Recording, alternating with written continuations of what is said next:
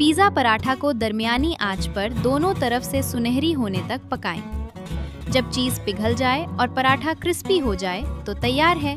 Pizza paratha बनाने के लिए गंदम का आटा 2 कप, नमक आधा चाय का चम्मच, जैतून का तेल 1 खाने का चम्मच, पानी हस्बे ज़रूरत। हेल्थी पिज़्ज़ा फिलिंग, चिकन उबली या बोनलेस, छोटे टुकड़ों में शिमला मिर्च सब्ज या सुर्ख, आधा कप कटी हुई प्याज, चौथाई कप कटी हुई टमाटर, 2 खाने के चम्मच बेज निकालकर मोज़रेला चीज़, आधा कप स्वीट कॉर्न, 2 खाने के चम्मच जैतून, 1 खाने का चम्मच ओरिगानो, आधा चाय का चम्मच काली मिर्च, आधा चाय का चम्मच नमक बेज़रूरत।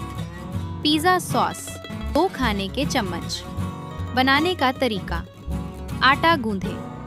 एक बड़े बर्तन में आटा, नमक और जैतून का तेल डालें।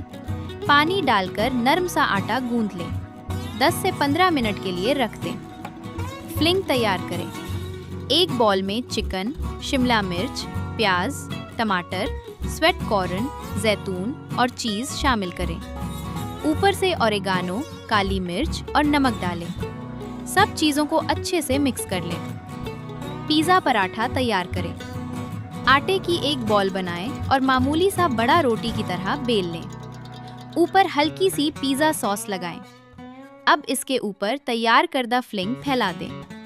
दूसरी रोटी बेलकर ऊपर रख दें और किनारे अच्छे से बंद कर दें। पकाने का तरीका।